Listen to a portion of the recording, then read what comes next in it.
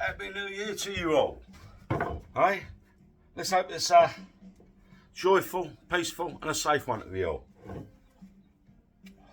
Well, I decided I was going to make another flag. I started it before the New Year. Learned a lot off the last one, so I thought, okay, let's make another one. So the difference this time is, obviously I realised that because if I want to make it exactly the same, the amount of components I have to keep taking apart and putting back together. And obviously I learned a lot off the first one. So obviously this time I'm making them all up as units. So actually when I want to start preparing the faces and sanding them smooth, but keeping them all together in one place without any glue being applied, I thought the best way is going to be to actually biscuit as much as I can. But I'll dry biscuit it all. So that's what I've been doing. Originally made me templates up for all the kite sections for each part of it. Made all the components up again. So it's all made up in sections of 15s, divisions of 15s, 15, 30, 45 for the white. Screwed all them together this time, actually all dry fitted.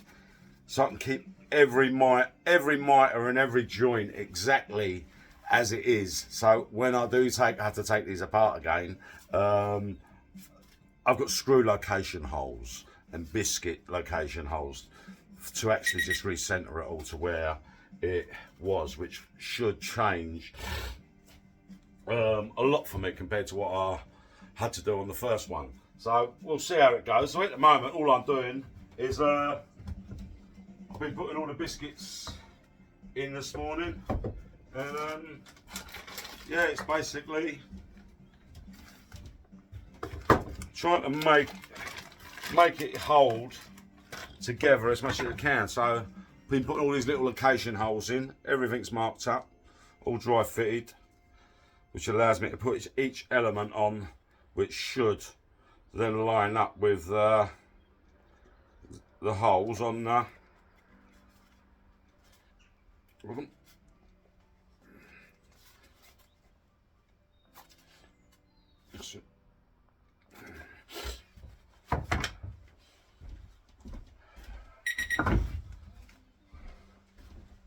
this is the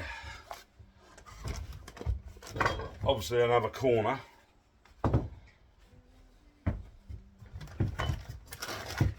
Yeah, this way just by putting making these up as complete sections, then just putting dry biscuits in, it allows me to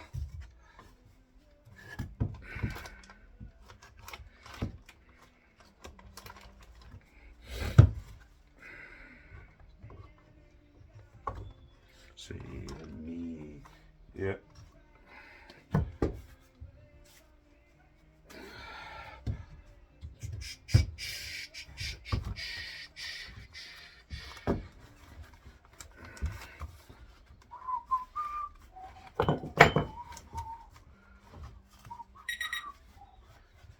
Easy if I do it on a flat surface, but yeah, I was trying to get it a bit closer to the camera.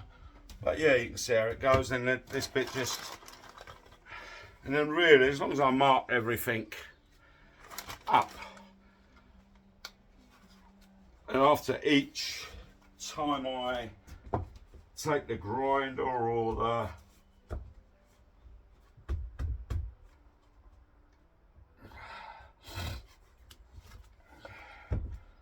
each time I take another piece of machinery or whatever to it and I take off all those marks, I've got to put those location marks back on again before I disassemble. And that should make my life a hell of a lot easier, but I think this is going to make a big difference doing it this way. So that's a full corner of the Union Jack made up. That's all biscuited there. So then that's ready to come over here and locate straight into the cross, which I'm going to biscuit again. And this should make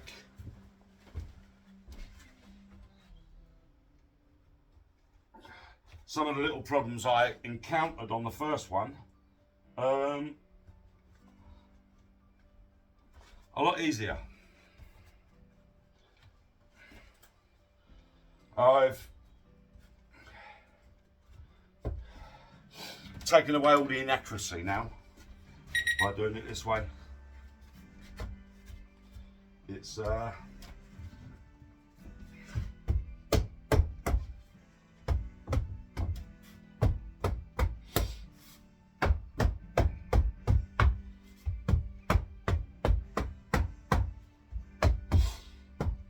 just goes together like a jigsaw now, as long as I just tap her right, get them all back in. But I expect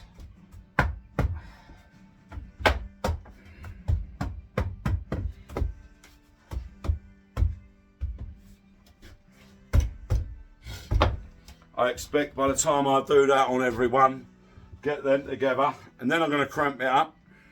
Okay, I'm going to put a batten as a cramping batten, but once I've actually cramped it, I will then screw those battens around the perimeter, which then hopefully allows me to release the cramps.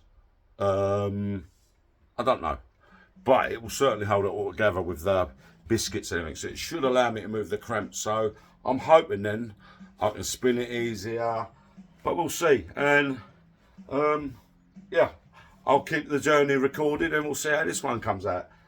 I'm going to hang this one on the front of the house. I'm going to make a beam for it, and just like the old pub signs and the old signs that tradesmen's butchers and hairdressers, barbers and used to hang out in the old days to bring their customers in, their first form of advertising. Well, I'm going to make a flag. I'm not sure if I'm going to do it double-sided yet, but I'll have a go, and hopefully it'll bring me in a bit of business as well, because a little bit of artwork, I think. So we'll see how it goes.